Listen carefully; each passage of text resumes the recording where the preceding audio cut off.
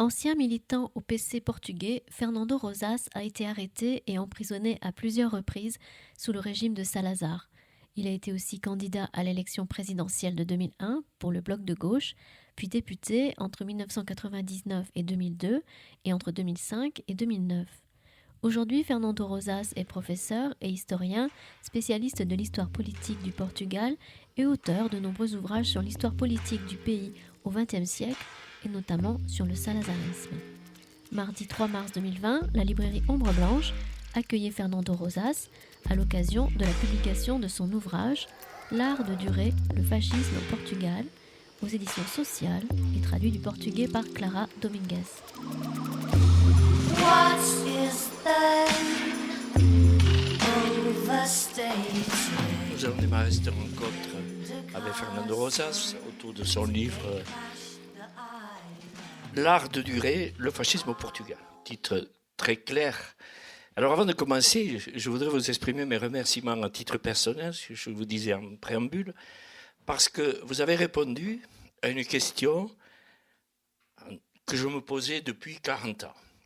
La même que la vôtre, c'est pas seulement pourquoi le salazarisme a duré aussi longtemps, mais pourquoi il séduisait tant de professeurs d'université.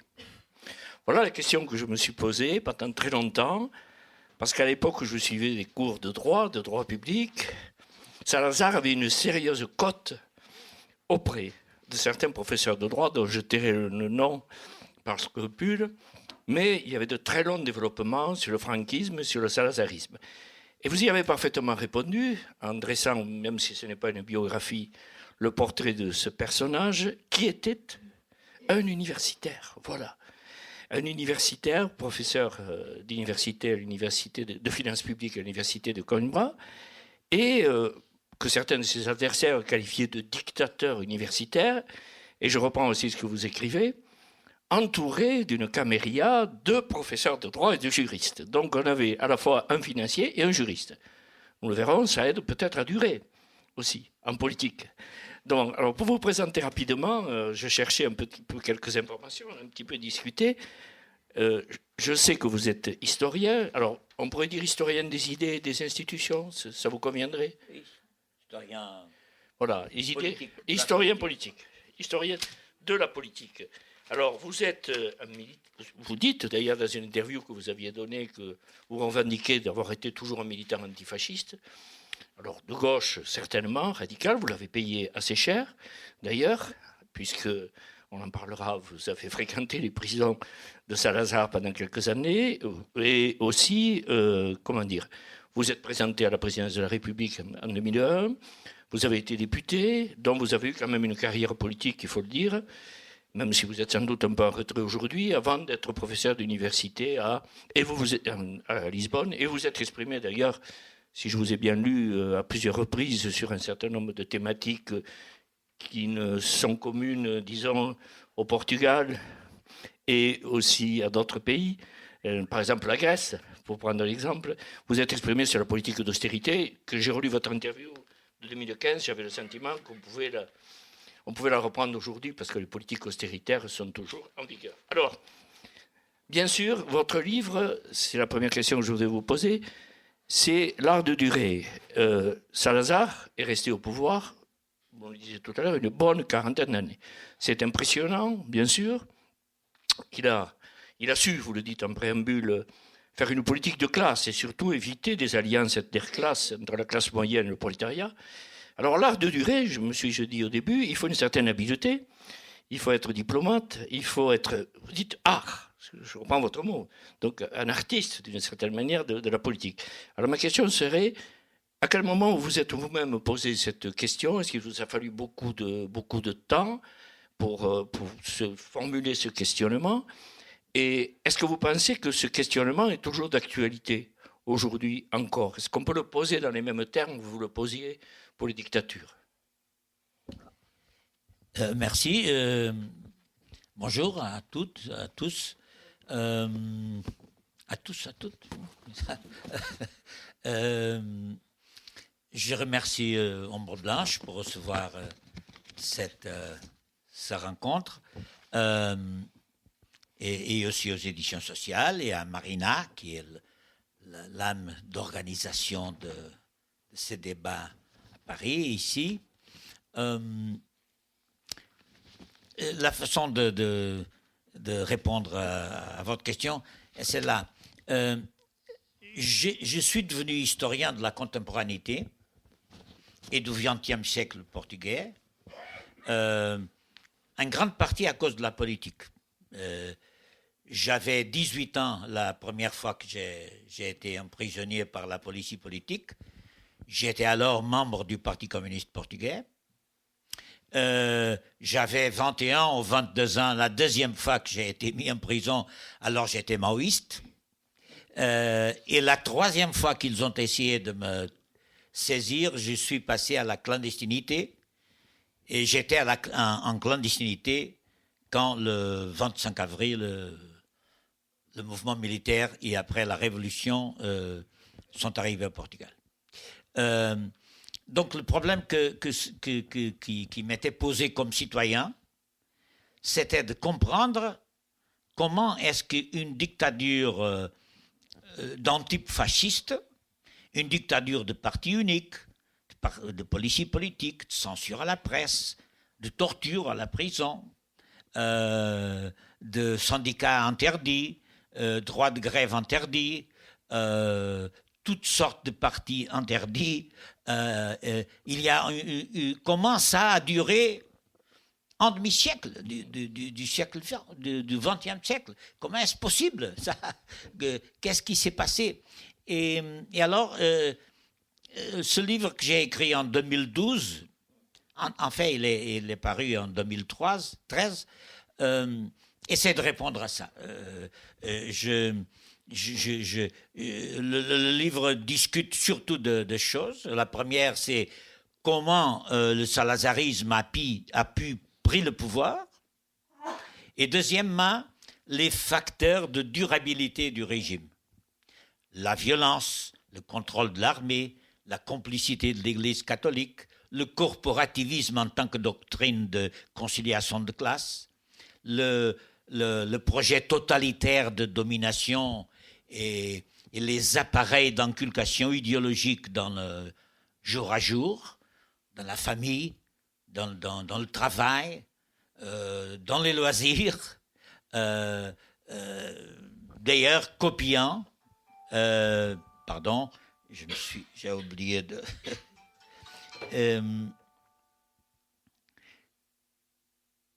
D'ailleurs, copiant les institutions semblables, soit du fascisme italien. Le fascisme italien a exercé une très profonde influence dans le salazarisme, moins le nazisme allemand, parce que le fascisme portugais était catholique. Donc, le nazisme... Le national-socialisme allemand était envisagé comme un peu pagan. Pagan, on dit pagan païen. Alors c'était un peu... il y avait quand même...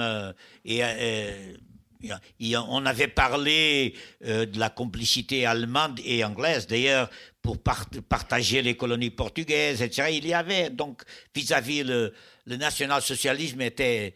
surtout par l'Église catholique et aussi par Salazar, ils étaient vus avec une certaine réserve. Mais Mussolini était le paradigme, c'était l'exemple, c'était la chose à suivre et la chose qui a été absolument suivie.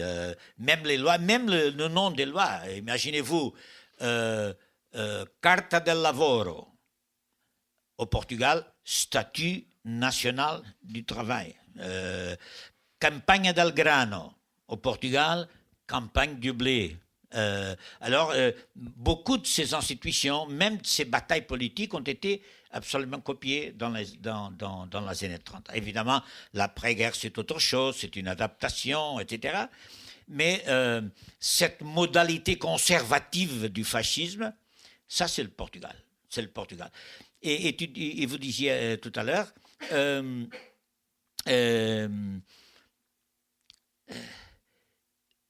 quel est le sens de l'autorité de ce fascisme conservateur?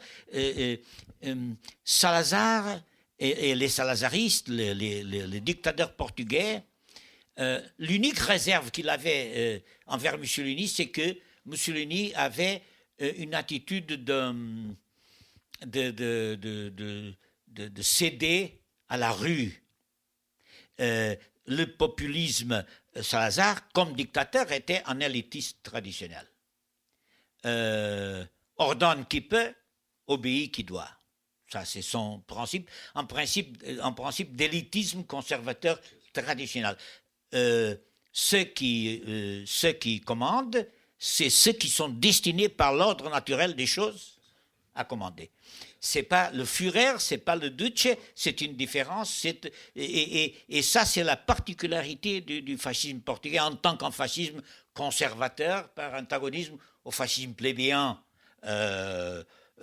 du fascisme italien jusqu'à un certain degré et après du national-socialisme. Donc ça, c'est la particularité parce que, par exemple, Salazar avait beaucoup plus de confiance dans ce qui concerne la sûreté du régime, la durabilité du régime, beaucoup plus de confiance aux forces traditionnelles, qu'aux milices. Ça veut dire il confiait plus à la vieille armée et à l'Église catholique qu'aux milices. C'est bien que le gouvernement fasciste portugais a créé des milices des jeunes miliciens, Mocidade portuguesa, c'est les Balila, c'est la même chose, et la Légion, qui c'était une milice fasciste avec ses chemises vertes, le salut romain, etc. C'était exactement la même chose, mais en dernière analyse, ce qui fait durer le régime, c'est le contrôle de l'armée. C'est le contrôle politique de l'armée et vous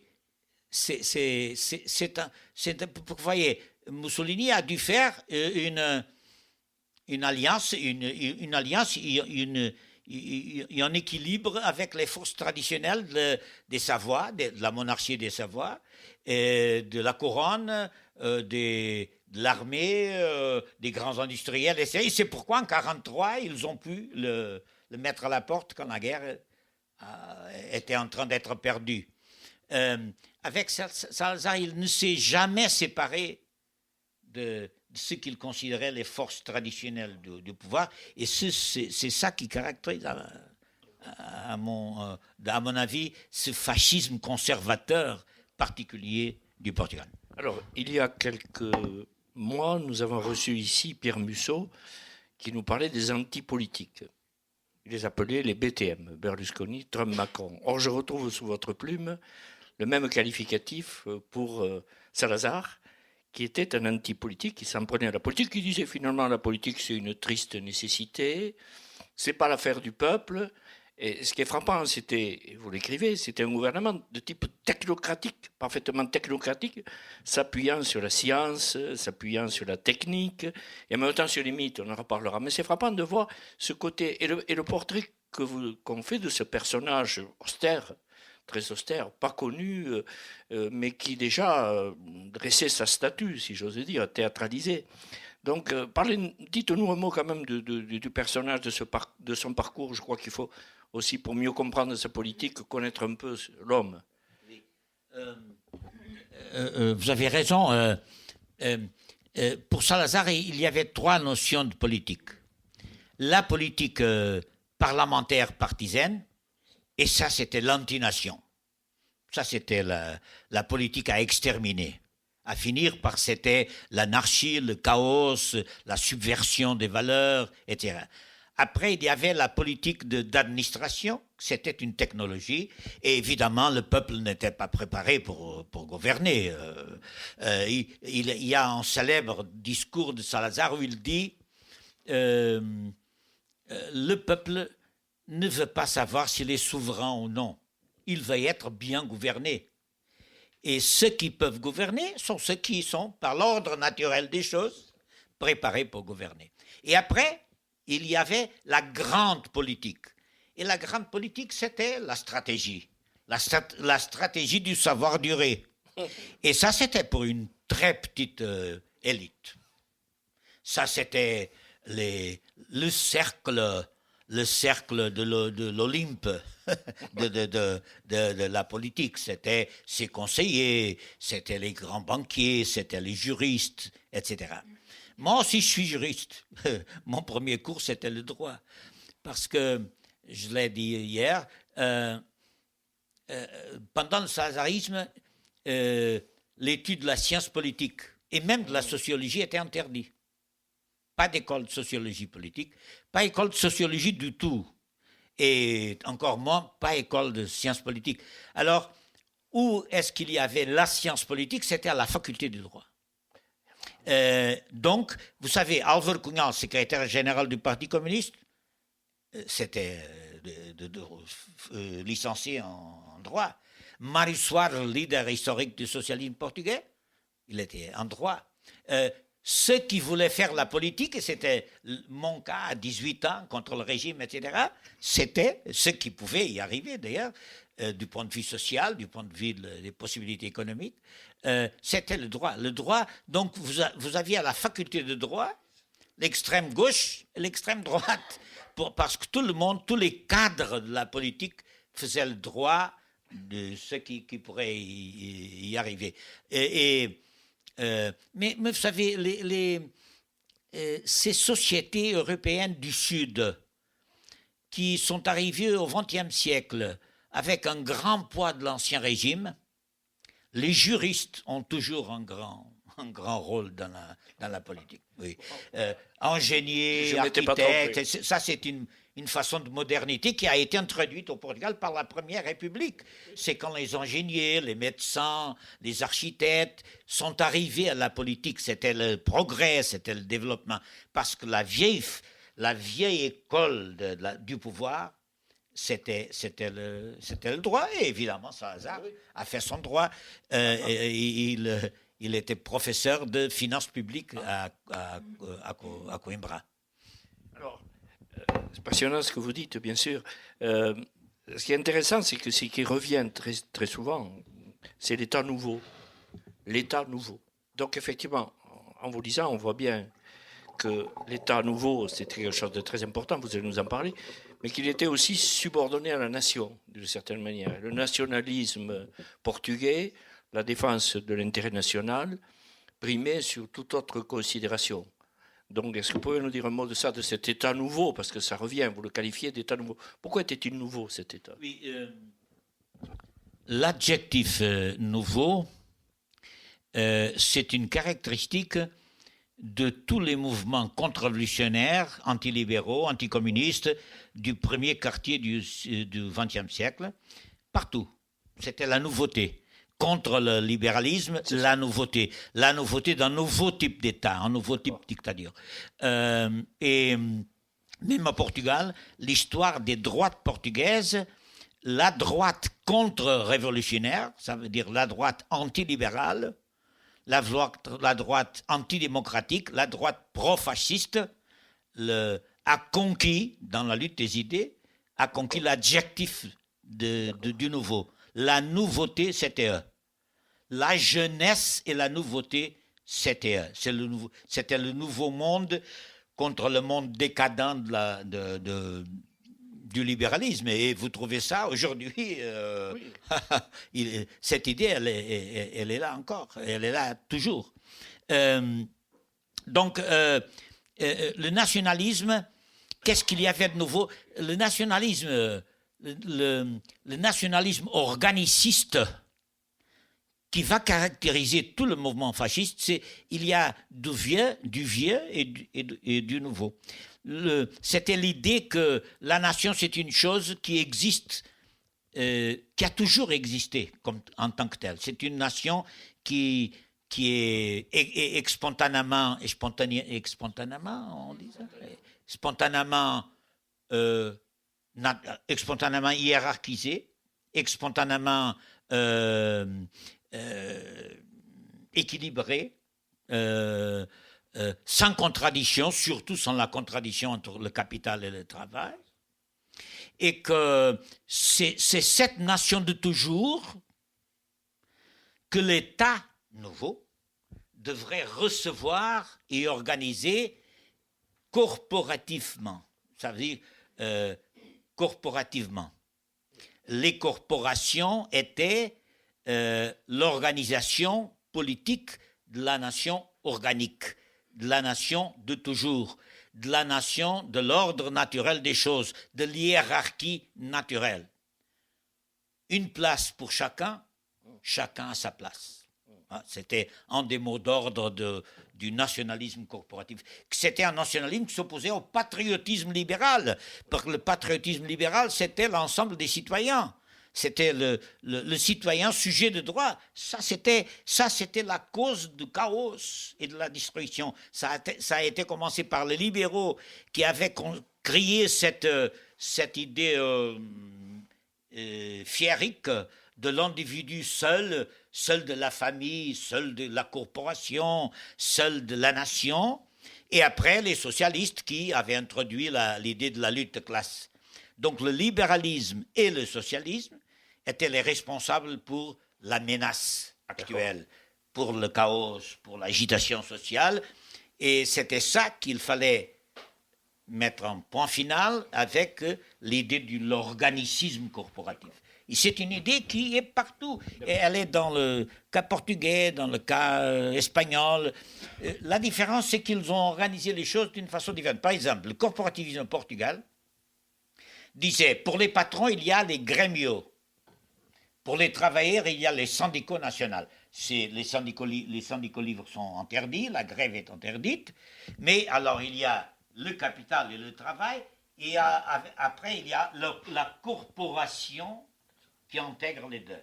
C'était le cas portugais et le cas italien, mais pas en Allemagne. En Allemagne, ils ont fusionné tout sous la direction explicite du patron. Ça veut dire, dans une entreprise qui commande, c'est le Führerprinzip, qui commande, c'est le patron. Alors le patron commande le front du travail. Et le front du travail englobait d'une façon indistincte le capital et le travail. C'est la même chose pour les syndicats verticaux en Espagne. Il n'y avait pas de différenciation entre le capital et le travail. C'était un syndicat unique dans la pratique dirigé par les patrons, parce que c'était eux qui commandaient les entreprises. Mais c'était donc cette idée corporative de conciliation obligatoire, de conciliation décrétée, c'était une doctrine avec implication nécessaire parce que c'était l'ordre naturel des choses. Ce que c'était antinaturel, c'était la liberté individuelle, c'était la grève, c'était les syndicats libres. Ça, c'était antinaturel et ça devait être traité comme une maladie contre la nation. Donc, en vous écoutant, on comprend bien qu'il y avait des affinités électives entre l'appareil militaire et Salazar lui-même, puisqu'il a été protégé, vous l'expliquez, par un général qui a favorisé sa carrière. Lui-même a eu l'habileté, il fallait le faire, je dois dire, de s'imposer, c'est impressionnant, comme ministre de la guerre en tant que civil. Ils l'ont un peu amené dans leur bagage, mais il y avait l'idée de rédemption, de régénération, et surtout, vous le montrez bien, il est partagé cette peur du désordre, cette haine de la démocratie que finalement il partageait. Mais comment a-t-il, il faut que nous en disiez quelques mots, comment a-t-il réussi à s'imposer auprès de l'appareil militaire? Ça n'a pas été facile, on voit que votre livre... Ça n'a pas été facile en tous les régimes militaires.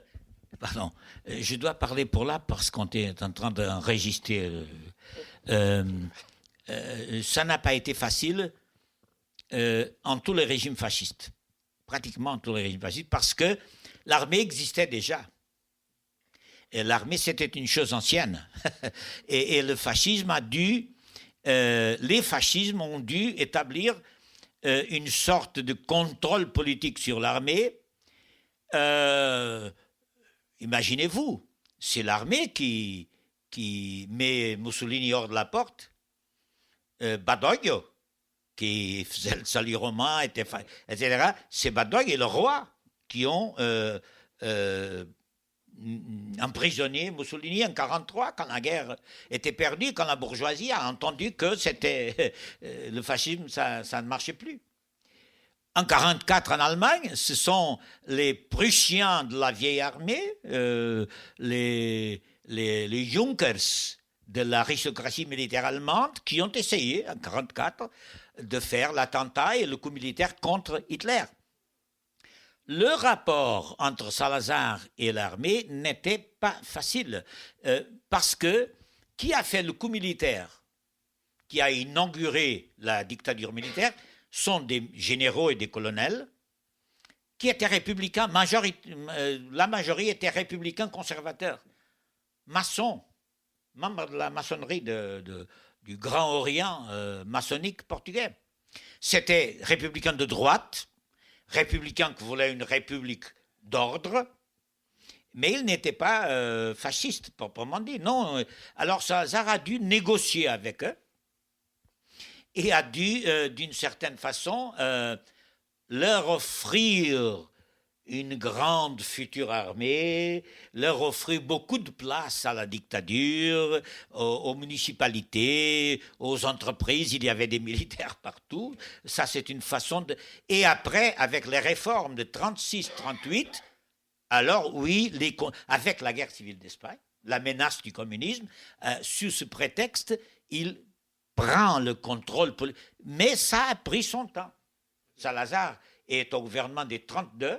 Il est toujours menacé. Oui, et toujours menacé. Et seulement en 1936, il prend le contrôle politique. Mais il le prend pour longtemps. Les crises, il y a des crises dans ce rapport. En 1958, avec les élections du général Delgado, qui est candidat aux élections présidentielles. Ça a failli réussir. Hein?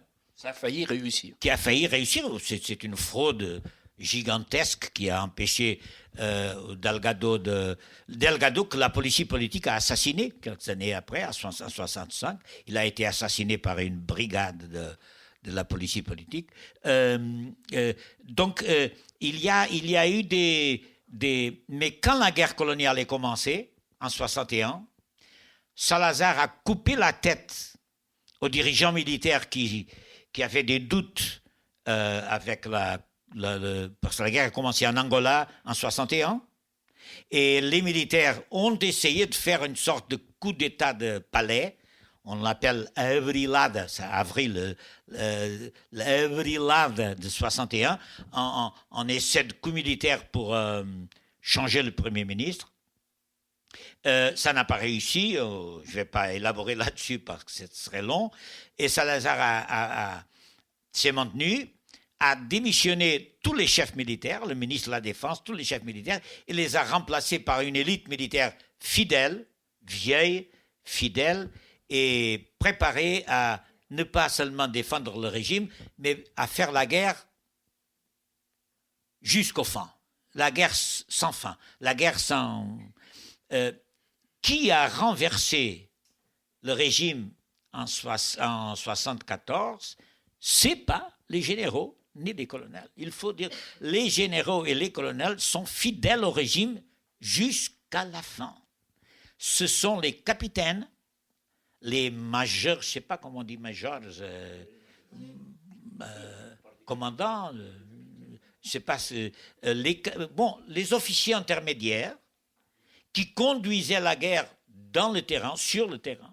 C'est ceux qui faisaient la guerre en Afrique, qui ont compris que c'était un mensonge de dire que Portugal était égal du Minho, que c'est la Provence la plus au nord, jusqu'à Timor, en Asie, que tout était Portugal, qui savaient quelles étaient les différences, l'exploitation, la violence coloniale, ce que c'était, qui savaient que cette guerre n'était pas seulement injuste, mais impossible de gagner.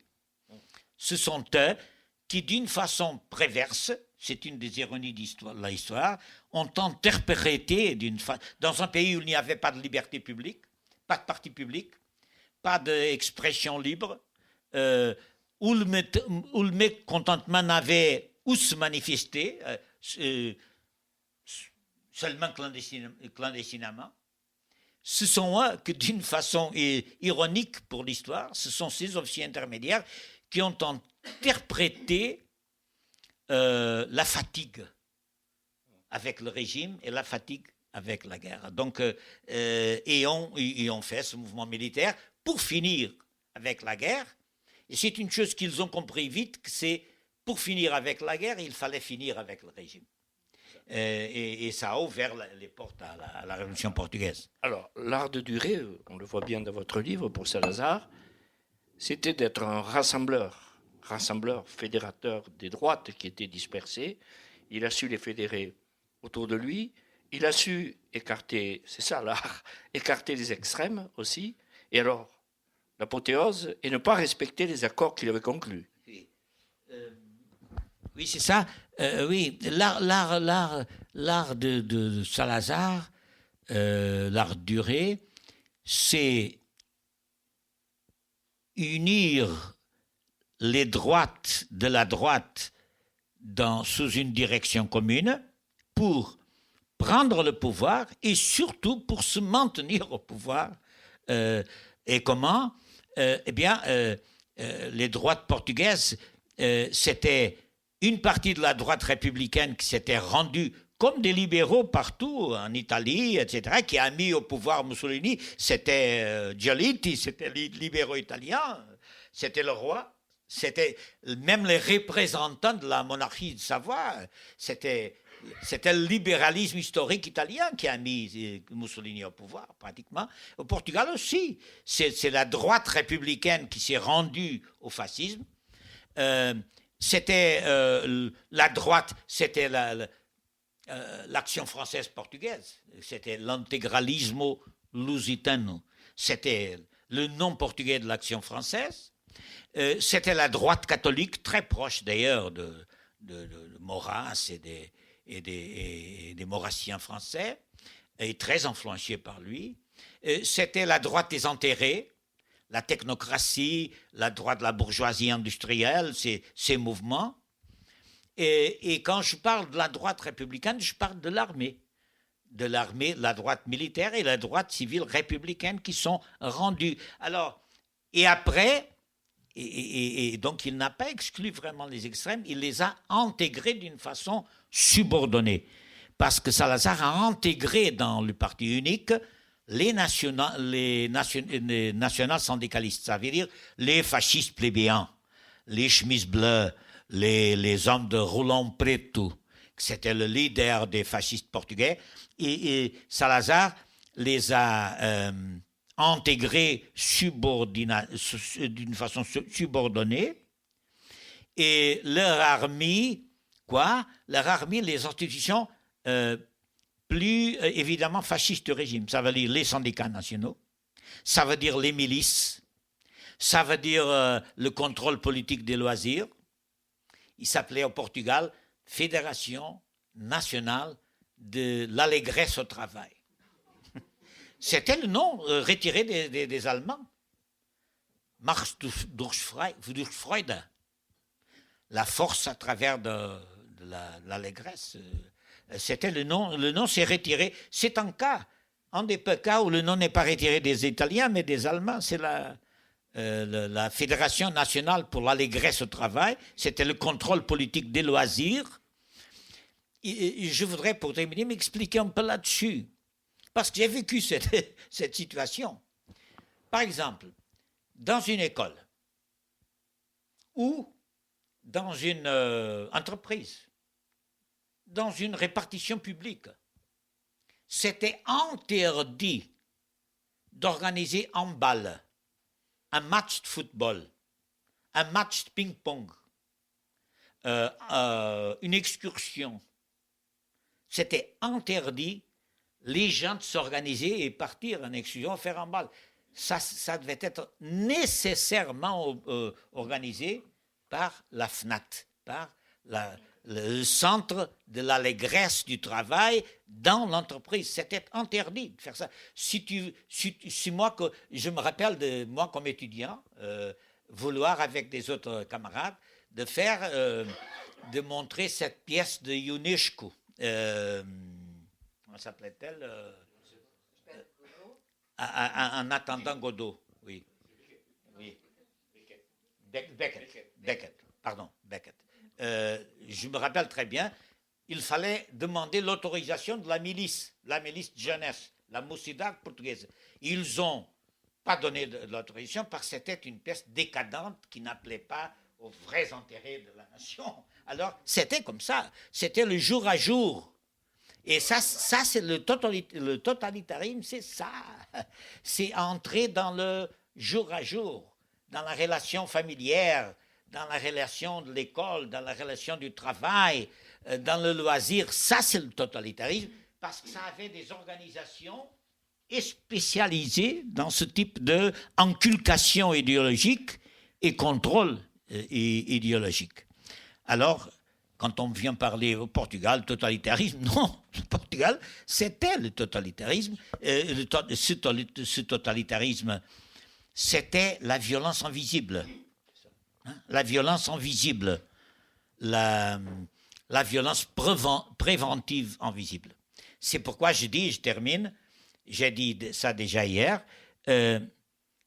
si Mussolini aurait entendu les conseils de Salazar au principe de la guerre, aux veilles de la guerre, il n'était pas entré en guerre, peut-être il avait tant duré comme Salazar. Imaginez-vous ça, parce que la neutralité portugaise a valu à Salazar la survivance après la guerre. Le soutien des Anglais, vous expliquez. Le soutien des Anglais. Alors, avec l'appui des Anglais, des Américains. Oui. Vous expliquez d'ailleurs qu'il y a eu un moment, un coup d'État envisagé, arrêté par Churchill. Alors, il y a un pilier de régime qu'il ne faut pas oublier. Hein. Il y en a eu 3. Celui-là, alors, en plus, en vous écoutant, je me disais, est-ce que l'Église, bon, vous expliquez ça dans votre livre, avec une séparation des pouvoirs, on l'a connu aussi, mais beaucoup de privilèges accordés à l'Église, qui sait, le moins qu'on puisse dire, c'est qu'elle a dû jouer un rôle. Est-ce qu'elle n'a pas joué un rôle aussi dans la discipline des comportements au Portugal, y compris au niveau du peuple? C'est-à-dire, vous expliquez bien que là, il y avait des privilèges, y compris dans le monde colonial, le colonialisme, des privilèges, et ça a duré aussi très longtemps. Il a fallu aussi l'extérieur, c'est-à-dire Vatican II, les mouvements d'autodétermination. Mais l'Église, c'était quand même un pilier très solide, et lui-même était issu du centre catholique. Dites-nous un mot du rôle de cette Église, la portugaise. Oui, Salazar parlait d'une union morale avec l'Église. Et l'hiérarchie catholique a appuyé absolument Salazar pendant tout le temps. Pendant tout le temps, jusqu'à 1958, quand un évêque de Oporto a pris une position publique de critique au régime et Salazar l'a mis à la porte, l'a exilé. Mais c'est vraiment le Vatican II qui a créé, comme disait Salazar, la subversion dans l'Église, surtout quand l'Église a commencé à appuyer la lutte des peuples africains contre le colonialisme. Ça, c'est un coup de mort pour le régime, parce qu'il a considéré ça une trahison absolue à ce que Salazar appelait le Front National. Le Front National pour préserver les grandes valeurs éternelles du régime. Ça veut dire, comme il a dit dans le discours de la 10e année, l'année 10, parce qu'ils avaient aussi les numéros romains comme Mussolini. Alors, à l'an 10e, il a fait un discours à Braga, un très connu discours, c'était les valeurs de Braga, et que il disait, notre régime a une base. Ce qu'on ne discute pas, on ne discute pas Dieu et la vertu, on ne discute pas la famille et la tradition, on ne discute pas le travail et son devoir, on ne discute pas l'autorité et son prestige, on ne discute pas la patrie et son histoire. Et ça, en ne pas discutant ça, on ne discutait rien. Bien sûr. Mais ça, c'était les valeurs. Et ça, c'est des valeurs comparties par l'Église. Voilà. Comparties par l'Église. Parce qu'il n'y avait pas un choc idéologique. Il y a eu des problèmes parce qu'il y a eu des ministres très fascistes qui voulaient remplacer pour l'éducation de la jeunesse l'État à l'Église. Mais le régime salazariste a donné à l'Église une certaine monopole de l'éducation idéologique de la jeunesse des écoles. Et là, l'État partageait avec l'Église.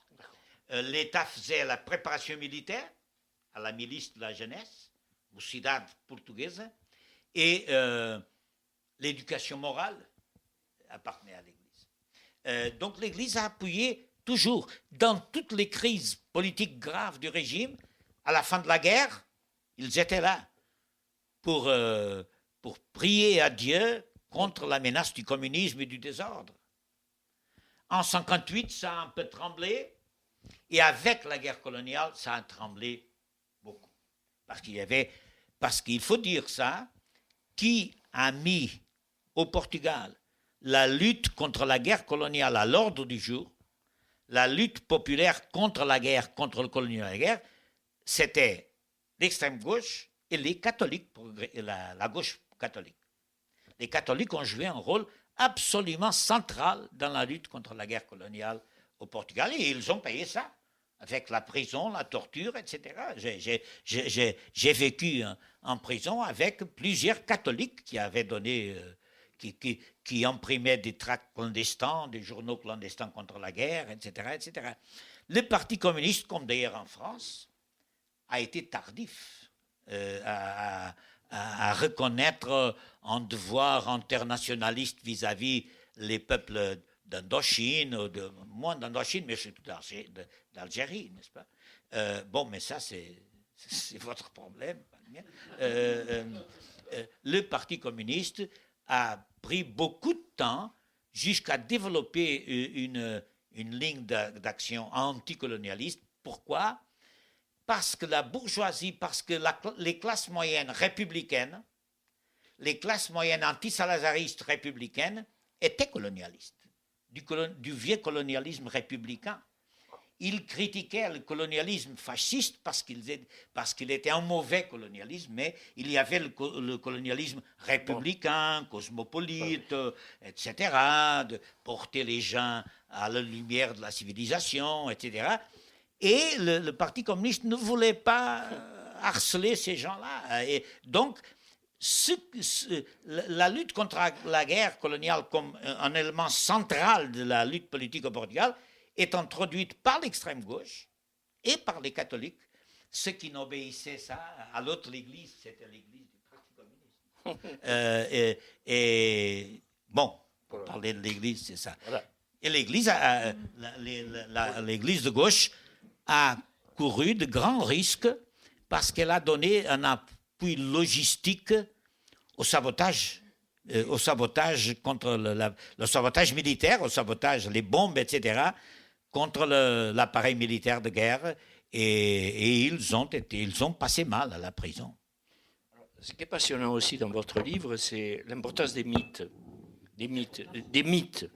Parce que Salazar a incorporé un certain nombre de mythes dont j'aimerais que vous nous parliez.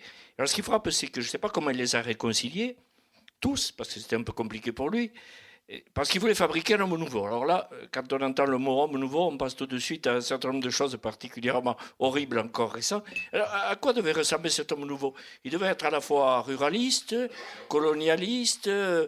Comment s'arrangeait-il pour fabriquer ce type d'identité? Oui, c'est une bonne question. Parce que il y a quelques années, j'ai discuté ça ici dans un colloque qui a été organisé ici sur l'homme nouveau. C'est que les particularités du fascisme portugais comme fascisme conservateur, ça ne voulait pas dire que le fascisme portugais ne voulait pas aussi, lui, bâtir un homme nouveau. Mais ce n'était pas un homme nouveau arien, allemand, le guerrier fantastique. Ce n'est pas aussi l'homme nouveau italien, Apollo, etc. C'était comment on dit ça en français, o caseiro, le métier, obédient, respectueux, avec le chapeau dans la main, qui reconnaissait l'ordre naturel des choses, qui savait obéir, mais qui était patriotique. C'était un homme nouveau filtré par les valeurs culturelles dominantes d'une société où la tradition et le ruralisme avait encore un poids très grand. C'était pas un homme nouveau sorti de la machine, de l'industrie, du progrès, de la technique. C'était un homme, pas même de la guerre, c'était un homme nouveau représenté par un très célèbre affiche de propagande de l'État nouveau, où un paysan entre chez soi, avec l'outil sur l'ombre, évidemment avec son chapeau à la main, il entre dans une chambre où il y a le Christ dans le mur, une table qui attend le chef de famille pour manger avec un repas frugal, où la femme prépare le repas frugal, souriant avec l'arrivée de son mari du travail, où sa petite fille reproduit les gestes de la mère jouant, et le fils se lève quand le père entre, et il est avec l'habit de la jeunesse de régime, et se lève quand le père entre, mais le fils ne travaille pas, le fils est en train de lire, et quand le père arrive, il se lève, et ça c'est les valeurs du régime. L'homme nouveau, rural, obédient, chrétien, respectueux, voilà, ça c'est l'homme nouveau que le régime voulait. Donc la propagande, les services de la propagande du régime travaillaient, même dans les villes, c'est curieux, ces centres de l'allégresse au travail, travaillaient très souvent même dans les grandes villes, parce que les nouveaux ouvriers des années 50 étaient venus de la paysannerie, mais n'avaient pas plus les prêtres pour leur dire ce qu'il fallait faire. Ils étaient dans les quartiers très pauvres de la périphérie urbaine. Ils étaient sujets à l'influence des organisations clandestines, du Parti communiste, des commissions ouvrières, etc. Et alors, il fallait retirer ces hommes à cette influence, récriant un monde rural dans l'urbain. Alors, les fêtes, les valeurs que même pour l'ouvrier urbain étaient propagées par le département de propagande du régime, c'était des valeurs néo-ruralistes, si vous voulez. Néo-ruralistes. C'était ce monde mythique d'une ruralité essentielle. Et je termine disant ça.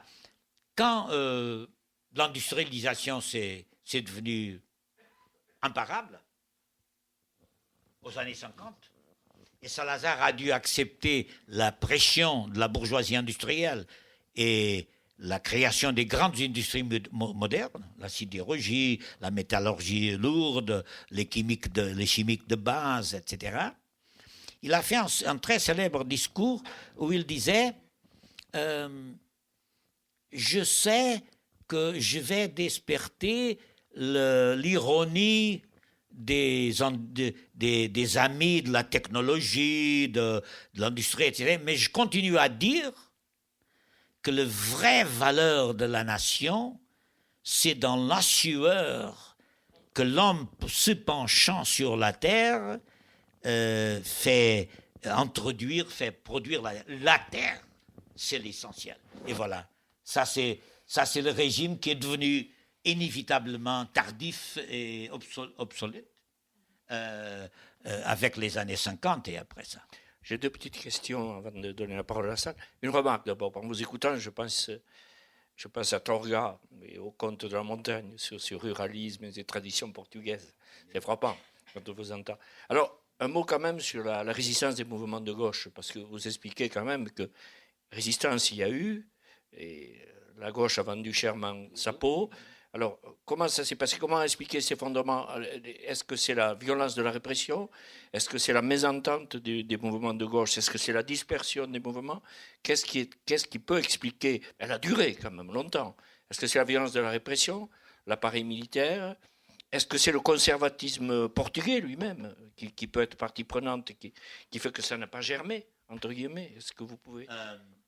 Demain, je vais parler de l'opposition au régime dans un cours à la faculté du Mirail. Alors, je laisse les plus de considérations sur l'opposition parce qu'on est sur l'heure et je ne vais pas faire attendre l'autre session qui va suivre. Mais je dirais qu'au Portugal, il y a toujours eu opposition au régime. Toujours. Toujours. Dès les années 20, une opposition révolutionnaire, une guerre civile intermittente jusqu'à 1931, des républicains radicaux, de ce qui restait du mouvement ouvrier anarchiste et communiste, avec des barricades, luttes de rue, des bombardements, etc. C'était très fort. Mais des points hauts dans la résistance qu'avec la répression devenaient de périodes longues. Mais même dans ces périodes longues de reflux, la résistance continuait. Je vous donne un exemple très simple. Même après la plus dure répression de l'histoire du régime, c'est la répression qui s'est abattue pendant la guerre civile, des milliers de prisonniers politiques, beaucoup plus de ceux qui comptent des statistiques, parce qu'il y avait beaucoup de gens qui étaient emprisonnés hors de la police politique, dans les quartiers, dans les postes de police, etc., étaient frappés, étaient torturés, etc. Même pendant cette période 36-39, c'est une période où l'anarchisme a pratiquement disparu comme organisation d'intervention publique. Le Parti communiste, c'est l'unique qui s'est adapté à la clandestinité parce qu'il y avait une culture de clandestinité venue de l'international communiste. Ils ont survécu, mais avec beaucoup de difficultés jusqu'à la guerre. Les républicains, ont baissé les drapeaux parce que la répression était très dure, ils ont été exilés, déportés, etc. Même dans ces conditions, en 1937, des groupes d'anarchistes et de communistes ont mis des bombes contre les installations publiques accusées d'être en train d'appuyer le franquisme et les franquistes contre la guerre, dans la guerre civile d'Espagne.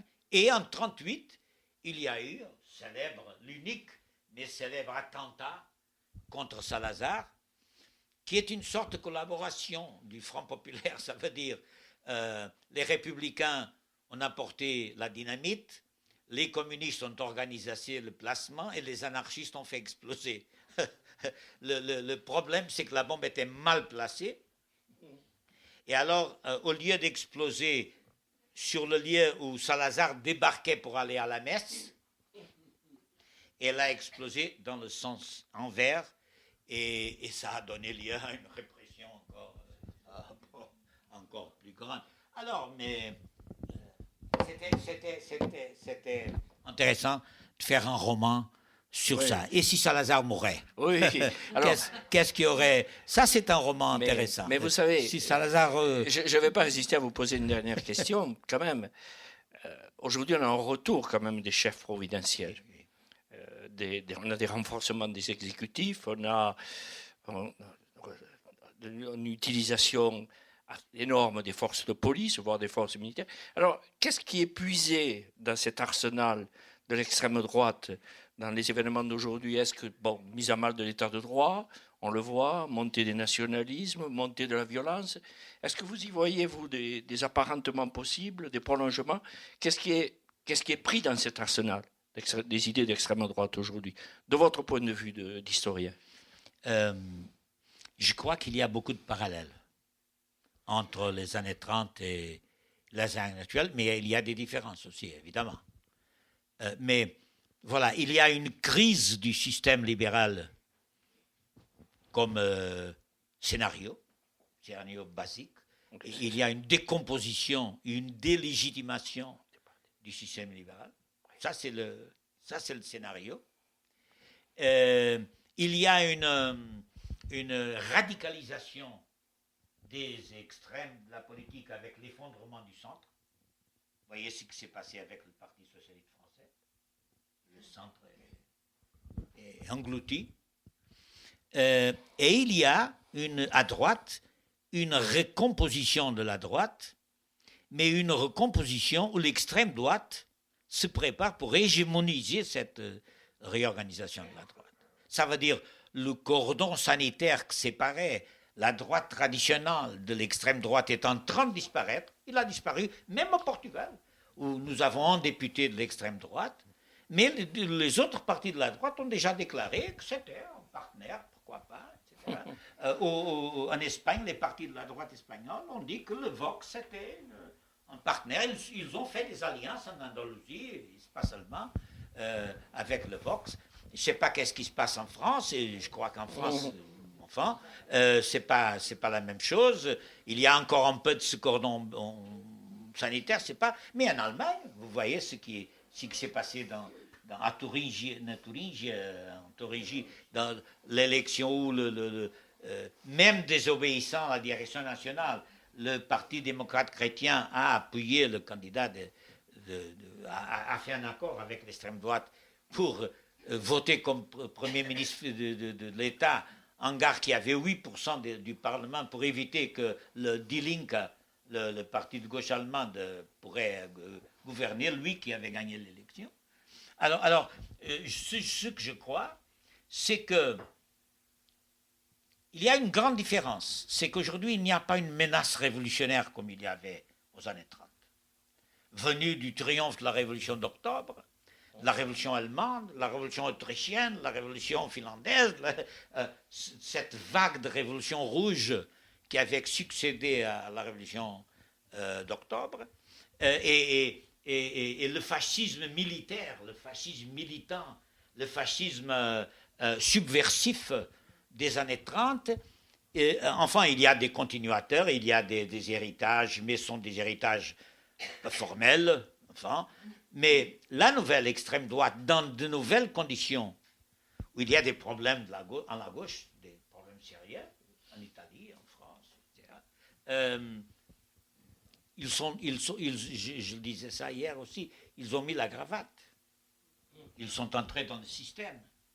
Ils se disent prêts à participer. Ils pratiquent l'entrisme fasciste dans le système. Merci beaucoup encore. Merci beaucoup.